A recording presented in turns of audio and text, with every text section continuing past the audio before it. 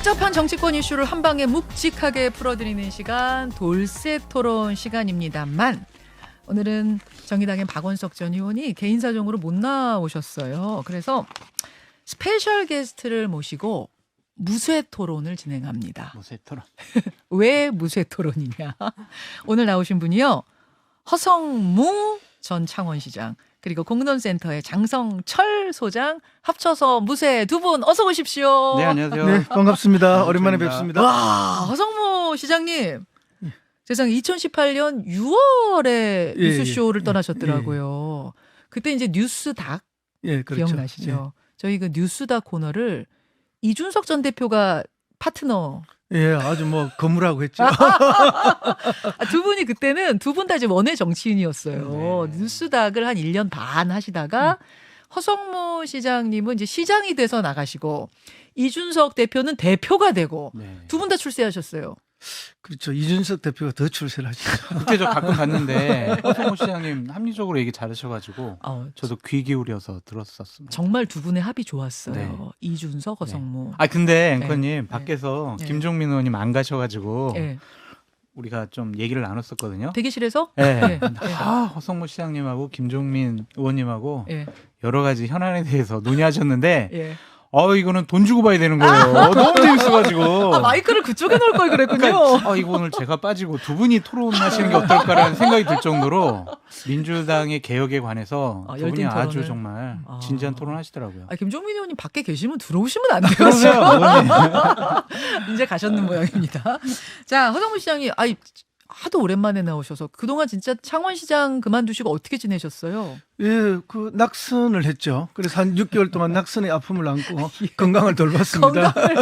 건강을 지금도 창원에서 지금 우리 이 뉴스쇼 때문에 올라오신 거죠? 그렇죠. 예, 어제 뭐 원외위원장 회의가 있었습니다. 예. 겸사로 시간이 맞아서 오늘 출연하게 아우, 됐습니다. 잘하셨습니다.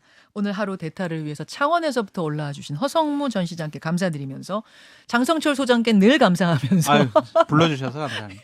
본격적인 제가 팬심으로 왔습니다. 팬 사이세요? 영광입니다. 본격적인 주제로 좀 들어가 보죠. 먼저 지지율 분석입니다. 지난 금요일에 나온 한국갤럽의 정리조사 그리고 어제 나온 리얼미터 정리조사를 좀 볼 텐데요. 먼저 대통령 지지율은 오랜만에 상승 곡선을 이어가고 있어요. 한국갤럽은 3주 연속 상승해서 37%를 기록을 했고 이거는 5월 16일부터 18일까지 조사입니다. 리얼미터는 미디어 트리뷴 의뢰로 조사를 15일에서 19일까지 했는데 4주 연속 상승해서 39% 기록을 했습니다. 바이든 대통령 만나고 기시다 총리 만나고 이런 행보들이 플러스가 좀 된 걸까요, 소장님? 그렇게 봐야죠. 해외에서 여러 가지 외교적인 성과가 있었다라고 국민들이 판단하시는 것 같고 또한 가장 큰 이유는 민주당의 김남국 코인 이슈가 너무나 커요.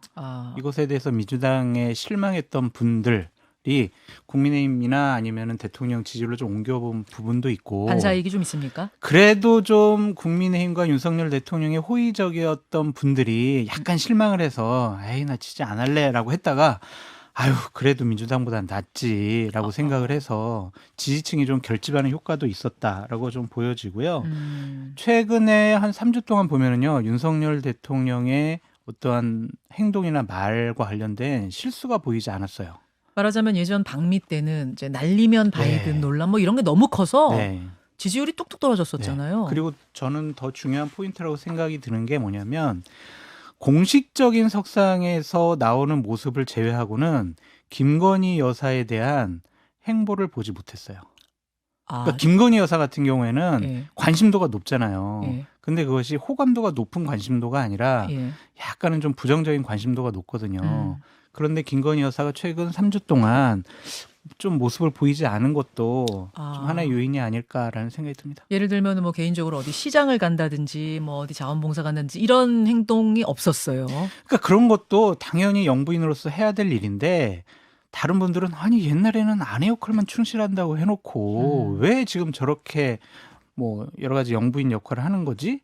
그거부터 시작해가지고 활동하면 할수록 음. 약간은 좀 부정적인 관심이 더 커지는 것 같아요. 자, 그런 것이 결합이 되면서 네. 지지율이 3주, 4주째 네. 각 여론조사에서 상승하고 있다. 동의하십니까, 허 시장님? 예, 동의합니다. 동의하고요. 어쨌든 뭐 국가 대표로서의 이미지가 정상회의를 통해서 계속 나타나니까 그런 효과들이 있고 특히 이제 지지 세력의 결집이 많이 됐다고 저는 봅니다. 왜냐하면 그런 방향으로 외교를 잘 해주기를 바라는 세력들이 강하게 있지 않습니까? 근데 그게 이제 안성맞춤인 그런 모습들이 나왔죠. 거기다가 이제 과거에 계속 실수는 언론이 통제되지 않아서 그게 노출이 잘 됐던 게 있었습니다. 그런데 이제 그걸 적절하게 통제해서 노출되지 않는 그런 시스템들이 지금 정착이 좀 됐다고 봅니다. 이번에. 아, 예를 들면은 전에 저 미국 갔을 때 날리면 바이든 논란이 있을 때는 모든 언론사가 따로 카메라를 가지고 그렇죠. 찍었는데 뭐 이번 같은 경우에는 철저하게 지금 통제되고 있잖아요. 카메라 한 대, 예. 이제 대통령실 카메라로만 찍어서 풀로 나눠주는 그렇죠. 형식. 예. 그러다 보니까 이제 철저하게 통제하다 보니까 작은 실수들이 노출되는 빈도가 줄어드는 거죠. 이제 그런 데서 어느 정도 관리가 되고 있는 그런 효과도 있다고 봅니다. 그다음에 이제 영부인 이야기를 하셨는데 예. 사실은 영부인의 움직임의 패턴이 그동안 1년간 보면은 지지율이 나빠지면 조용히 좀 계시다가 지지율이 좋아지면 다시 나타나셨다가 이게 반복되고 있거든요. 아, 그랬던가요? 예, 그렇게 되고 있는데 이제 이번에는 이제 굉장히 조심하셨던 것 같아요. 그런 면에서 그러다 보니까 이제 영부인과 관련된 이슈들이 거의 안 나왔습니다. 이제 그것도 지지율 상승의 한 요인이 됐다고 보죠. 그러나 이제 근본적으로는 예. 사실은 그러면 이제 이 외교를 통해서 우리 국민적인 또 국가적인 이익이 뭐가 있느냐. 이제 이런 걸 따져보는 계산의 시간이 지금 오고 있는 거죠. 그 계산의 시간이 왔을 때 국가적으로 이익이 별로 없다. 국민적으로 더 어려워졌다. 이런 계산이 나오기 시작하면은 지지율은 다시 흔들릴 거라고 봅니다. 그래서 뭐 김태효 차장이 얘기를 했죠. 중국과도 여러 가지 긴밀한 협의를 하고 있고 한중일 3자 회담을 지금 추진하려고 하고 있다. 그래서 중국과의 관계도 지금 대통령실에서는 상당히 좀 신경 쓰고 있다라고 얘기를 하고 있고요. 저는 이러한 지지율에 국민의힘이나 대통령실이 취하지 않았으면 좋겠어요. 취하다? 예. 취하지 않았으면. 기분 좋아. 막 이러지 않았으면 흥미취하다. 좋겠어요. 왜냐면은 세부 내역을 살펴보면 아직도 지표는 안 좋아요. 그래요? 왜냐하면 리얼미터 기준입니다. 예. 대구 경북을 제외하고는 전 지역에서 대통령의 부정평가가 높아요. 예, 예, 그리고 저는 항상 중도층, 무당층을 보는데 예. 여기선 여전히 안 좋아요. 그러니까 윤석열 대통령 못한다 중도층 63.7이에요. 무당층에서는 잘못한다가 70.6이에요. 근데 더 안 좋은 게 뭐냐면 예. 무당층에서는 매우 잘못하고 있어요라고 56.3%고 무당층에서는 53%가 매우 잘못하고 있어요라고 얘기를 하는 거예요. 그럼 이거는 뭐냐? 윤석열 대통령이나 국민의힘이 정말 열심히 노력하지 않으면 이분들의 마음을 돌릴 수가 없어요. 50% 넘는 분들이 정말 못해, 정말 싫어 이렇게 평가하고 있거든요. 그럼 내년 선거 치르기가 쉽지 않아요. 그런데 방금 굉장히 중요한 말씀을 하셨는데 취하지 않으면 좋겠다. 모든 권력은 반드시 취합니다. 취해요? 그게 뭐 진보 권력이든 보수 권력이든 권력의 속성이 취하게 돼 있는 겁니다. 그래요. 사실은 이제 저희 민주당 같은 경우에도 문재인 정부 내내 대통령 지지율이 비교적 좋았고 그리고 총선에서 어마어마한 의석을 받지 않았습니까? 그렇죠. 네. 그걸 자기 실력이라고 착각을 하는 거죠. 어. 국민들은 코로나 이 위기의 시대에 마지막 수습을 잘해라고 표를 몰아준 것이지 너무너무 너가 훌륭하고 이뻐서 이렇게 어마어마한 표를 줬다 이런 거 아니거든요.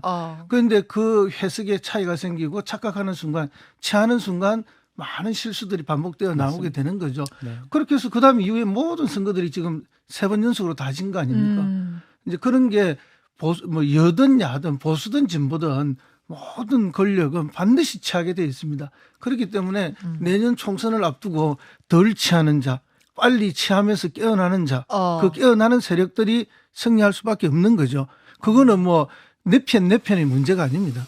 취하지 않는 자, 취했더라도 빨리 깨는 자, 숙취해소 빨리 예, 되는. 그게 빨리 개혁과 되는 자. 혁신이죠. 예. 그러니까 자가 이긴다. 국민의힘의 일각에서는 이런 분위기가 있어요. 뭐냐면 이번에 지지율이 좀 계속 3주째 4주째 상승하고 있잖아. 네. 이거는 우리가 지난번 3주 전에 네. 방송사와 관련된 패널 문제 형평성을 문제 제기했어. 그러니까 패널을 어느 정도 균형을 맞춰가고 있고 방송사에서도 상당히 조심하는 분위기가 있는 것 같아. 그렇게 우리가 문제 제기를 하니까 지금 방송 환경이 점점 달라지고 있어. 우리가 하는 방향이 맞는 것 같아. 그런 얘기 나와요? 라는 분위기가 있어요. 그러니까 이게 앞으로 이제 방통위원장이 바뀌고 예. 또 내년 총선을 앞두고 이거 정말 우리 쪽 사람들 많이 패널로 활동하도록 해야 돼. 아니면 진행자도 바꿔야 돼. 이런 것들이 구체적으로 실행 단계가 될 수 있는 가능성도 있다. 왜냐하면 지금 효과를 보고 있다고 생각을 하고 있으니까요. 실제로 지금 방송사들에서 그러니까 패널을 여러 방송을 다니면서 네, 하시니까 네, 네. 아실 텐데 네. 그런 움직임이 있어요? 되게 조심해요. 네. 그래요? 정말 조심하는 분위기가 많이 있습니다. 거기에 취하면 큰일 난다 그런 그렇죠. 말씀을 그런 것들. 지금 하시는 네. 건데 그 사전에 일본 오염수 방류 문제 이것도 국민적으로는 상당히 민감한 문제인데 과거 뭐 일본의 소보장 수출 규제 때나 이런 때만큼 여론이 그렇게 많이 동요하는 것 같지는 않아요. 네. 지금 이제 대통령 지지율 흐름 봐도 그렇지만 그건 왜 그렇다고 두 보세요? 가지 이유라고 봐요. 그 당시에는 문재인 정권 하에서 반일 감정을 상당히 고취시켰었거든요. 와, 우리가 일본에 지금 당하고 있어요. 우리는 억울해요. 우리 강제징용 피해자분들에 대해서 일본에 우리가 할 말을 했는데 쟤네들이 지금 이상한 판단을 하고 있고 우리가 보복하고 있어요. 이거 일본 나빠요. 이렇게 반일 감정 고취시켰어요. 당시에 죽창가. 기억나시죠? 네. 일본 일제 볼펜만 써도 친일파야라고 막 공격을 당할 그 정도로 그때 상당히 불매운동 굉장히 강했죠. 네. 보이콧. 반일 감정이 좀 심했다라고 예. 보여지고 또한 이런 학습 효과도 있는 것 같습니다. 그때 그래 봤는데 과연 우리가 뭐가 좋아졌지? 뭐가 나아졌지? 아니 일본과 관계 나빠지니까 중국이 패권주의 더 확대하고 있고 북한의 여러 가지 군사적인 핵 위협은 점점 더 고도화되고 있다. 이거 일본과 친하게 지내서 한미일 삼각 협력 동맹을 갖고 우리가 중국과 북한에 대응해야 되는 거 아니야? 라는 분위기도 있는 것 같아요. 그리고 옛날 광우병 상태랑은 좀 다른 게 뭐냐면 그 당시에는 영상이 주는 자극적인 흥분? 그런 것들이 있었잖아요. 소들이 힘없이 막 쓰러지고 이런 거. 정말 그 소고기 먹으면 네. 정말 큰일 날 것 맞아요. 같아. 나 광우병 걸릴 것 같아. 네. 근데 이 나쁜 이명박 정권이 그러한 미국산 소를 수입하려고 그래? 우리의 생명과 안전을 지켜주지 못하는 이 이명박 정권 이거 타도해야 돼. 막 그랬는데 후쿠시마 오염수 같은 경우에는 아직도 현실감은 없어요. 나쁘고 잘못된 일이라고는 생각이 드는데 그런 게 작용했을 것이다. 두루두루. 네. 어떻게 보세요? 허정 예, 시장님? 그런 면이 분명히 있습니다. 그런 차이도 있고요.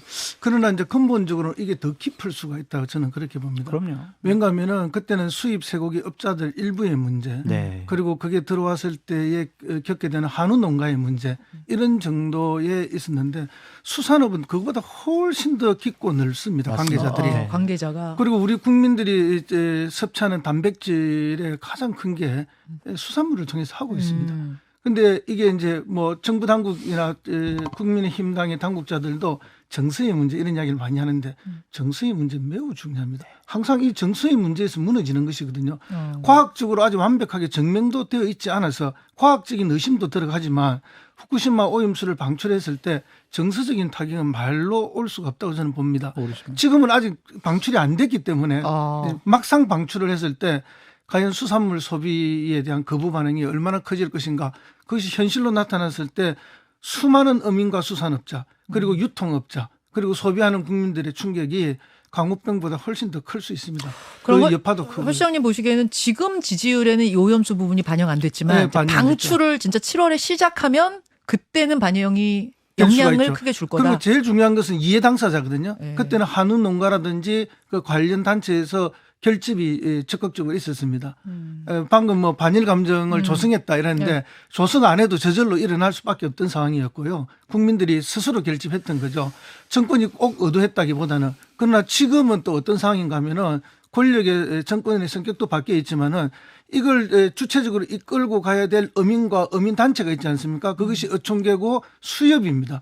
그런데 지금 수협 중앙회 회장에 선출된 분이 전에 진해 수협장님이셨는데 네. 이분이 선거 과정에서 향응 제공으로 검찰 수사를 지금 받고 있어요. 그러니까 이 상황에서 정부의 이 어민들의 이익에 아주 반하는 이 정부의 정책에 나설 수가 없는 거죠. 어민들 결집을 못 시키고 있습니다. 알겠습니다. 예, 그러나 그런 영향이 있다. 자발적 어민들 결집과 이해당사자들의 결집이 일어나면 상황이 반전이 올 수가 있습니다. 짧게 좀 한번 첨가하고 싶은 게 뭐냐면 지금 윤석열 대통령이 지지율을 살펴봤을 때 부울경도 부정평가가 높거든요. 네. 이것은 후쿠시마 오염수 방류 문제와 관련해서 그 지역에 있는 어민분들이 상당히 좀 민감하게 반응할 수도 있다라고 좀 보여져요. 그렇게 보시는군요. 지금 이제 이 오염수 방류 문제가 크게 지지율에 영향 안 미치는 이유로 두 분이 말씀하신 부분도 있겠지만 네. 또 하나 많은 전문가들이 말씀하시는 게 김남국 의원 이슈가 워낙 커서 저 오염수는 물타기 이슈 아니야? 뭐 이렇게 생각하시는 분들도 계시다는 거예요. 자, 정당 지지율 한번 보겠습니다. 정당 지지율 확인해 보죠. 한국갤럽은 민주당 33%, 국민의힘 32%. 2주 전과 대비해서 한국갤럽은 2주마다 하거든요. 2주 전과 대비해서 민주당은 1%포인트 상승, 국민의힘은 3%포인트 하락. 리얼미터는 민주당 42.4%, 국민의힘 38.5%. 전주와 대비하면 민주당은 4.6%포인트 하락, 국민의힘은 2.2%포인트 상승입니다. 그래도 국민의힘보다는 민주당이 높지 않느냐? 민주당 분들이 이렇게 말씀하실지 모르겠습니다만 리얼미터 정리조사에서요. 1년 만에 가장 큰 폭으로 떨어졌습니다. 이거 민주당 예사롭지 않게 보고 있죠. 아, 그럼요. 저는 뭐 매일 그 수백 명의 지역 주민 유권자를 만나고 있는데요. 예. 아침 일찍부터 예, 최근 2주 사이에 반응이 얼음장같이 바뀌었어요. 얼음장 같아요. 예, 저 여론조사 전혀 믿지 않습니다. 저는 떨어진 건 떨어진 거고 예. 그거보다 훨씬 상황이 안 좋습니다. 아, 여론조사보다 민심은 더 떨어졌다고? 더 떨어져 있습니다. 현장은. 어. 실제로 제가 한 아파트에서 24년째 살고 있는데요. 예. 늘 그 엘리베이터에서 만나던 주민, 저를 격려하고 응원하시던 분들도 제발 좀 잘하라. 왜 그래? 제발 좀. 이렇게 힐책하고 있는 상황이거든요. 그러니까 이 민심의 이반이 예. 우리가 생각하는 정도를 훨씬 넘습니다. 제가 한 달, 두 달 전에 시장 장터에 나가서 상인들을 만나고 예. 주민을 만나면 아주 따뜻하게 맞아주시고 격려해 주시던 분들이 쌀쌀한 얼굴로 싸늘해졌어요? 예, 싸늘합니다. 그걸 지금 외면하면 안 됩니다. 그러니까 예. 지금 말씀하신 것처럼 싸늘해졌는데 20대, 30대 지지율로 좁혀서 보면 더 싸늘해요. 보겠습니다. 한국갤럽 조사에서는 30대 민주당 지지율이 2주 만에 17%포인트가 빠졌어요. 리얼미터 조사에서는 30대 지지율은 8.5%포인트가 빠졌고 20대 지지율은 12.9%포인트가 빠졌어요. 아니, 허 시장님. 전당대회 돈봉투 논란 크게 불거졌을 때도 이 정도는 아니었거든요. 네. 코인은 왜 이렇게 셉니까? 이제 이게 반칙과 특권이 있었나 하는 문제가 있는 거죠. 그래서 이미 20, 30대뿐만 아니라 많은 국민들이 반칙과 특권이 있었다라고 예단하고 있습니다.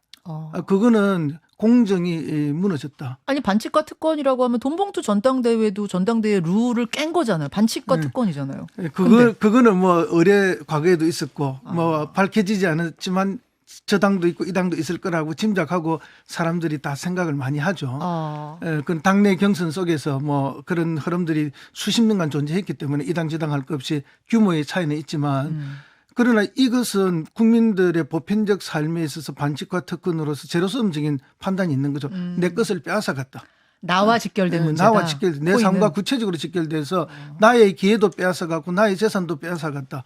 물론 이제 객관적인 수사라든지 증거를 통해서 아직 밝혀진 건 아닙니다만은 이미 그렇게 예단을 하고 있는 거죠. 그리고 이미 그렇게 판단을 해버린 거죠. 거기에서 이제 많은 실망이 있고 그것이 이제 영민을 건드렸다라고 이야기되는 거죠. 그렇기 때문에 이건 더 심각하게 봐야 되고요. 그래서 이 문제를 처리하는 과정에서도 또 문제가 있습니다. 네. 물론 이제 의원으로서 공직자로서 투잡을 띈 것이 아닌가라서 도저히 받아들일 수 없는 정서도 있는 것이고 윤리적인 면. 여러 가지 면이 지금 섞여 있는 겁니다. 섞여 있는데 정말로 이제 그 처리하는 과정에 있어서도 당내에 뭐 이런 비판과 옹호도 있습니다만은 저는 뭐 그 모든 걸 떠나서 김남국 의원과 이재명 대표 사이에서 이재명 대표의 리더십을 세워주는 방식으로 이게 처리가 됐어야 되는 거예요. 그건 어떤 말씀이실까요? 예를 들면 업참마속할 기회가 있어야 되는 거죠. 지금 읍참마속 했잖아. 윤리위에 제소하면서 읍참마속이라는 얘기가 그 정도로 나왔는데. 업참마속이 되는 게 아니죠. 그 정도 그건 아니에요? 한 타임 놓쳐서 뒤에 수습으로 나온 거고 애초에 업참마속할 기회를 만들었어야 되는 거죠. 김남국 의원과 이재명 대표 사이에서. 아니, 안 준 게 아니라 이재명 대표가 좀 미적미적한 거 아닙니까? 그러니까 이제 어느 쪽의 문제인지는 모르지만 어쨌든 그러니까 위기가 닥쳤잖아요. 문제가 생겼잖아요. 그러면 이걸 수습하면서 리더십이 생기는 건데 수습하면서 리더십을 만들어내지 못한 거죠. 오히려 리더십에 상처가 생기고 제가 다른 그 방송에서 이야기했습니다마는 송영길 의원의 탈당은 당의 부담을 덜어주는 탈당이었는데 김남국 의원의 탈당은 당과 당원과 당 대표에게 오히려 부담을 만들어주는 탈당이 됐죠. 제가 아까 김종민 의원한테도 똑같은 질문했습니다만 조국의 강, 남국의 늪 이런 얘기가 나오더라고요. 어떤 게 더 민주당으로선 두려운 겁니까? 다 두렵죠. 다 두려운데 이거는 최근에 벌어진 일이니까 그리고 총선은 불과 10개월밖에 안 남았으니까 더 두렵죠. 남국의 늪이. 자, 장성철 소장님. 저 허성무 시장님 안위가 걱정이 돼요. 저렇게 제가 솔직히 한 단어도 덧붙일 말이 없어요. 그럼 민주당의 강성 지지층으로부터 괜찮으실까? 문자 폭탄 오겠죠. 오는데 진실을 외면할 수는 없는 거고요. 걱정이 제가 되네. 이거 문자 폭탄 하시는 분들의 마음도 이해하고 그분들이 김남국을 사랑하는 마음도 이해. 그분들보다 제가 김남국을 더 좋아하고 더 오래 사랑했어요.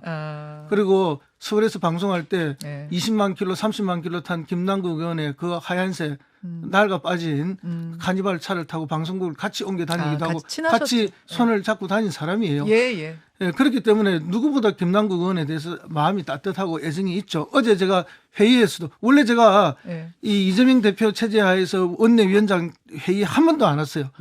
근데 어제 오게 된 거는 오늘 이 방송 출연 때문에 온 것도 있고 그 회의가 있어서 이 출연도 오케이도 있고 이게 양면이 있는데 뭔가 이 시점에는 와서 뭔가 한마디를 해야 되겠다 하는 마음으로 왔어요. 원내위원장 20년 경력입니다. 제가 온갖 내용을 다 알고 있지 않습니까? 허성무 시장님 같이 합리적인 분들이 많이 국회에서 내년에 활동할 수 있는 기회가 왔으면 좋겠다라고 말씀드립니다. 지금 이제 그래서 뭐 소위 남국의 늪에서 어떻게 탈출할 거냐 그 늪 방법을 아니에요. 놓고 바다예요.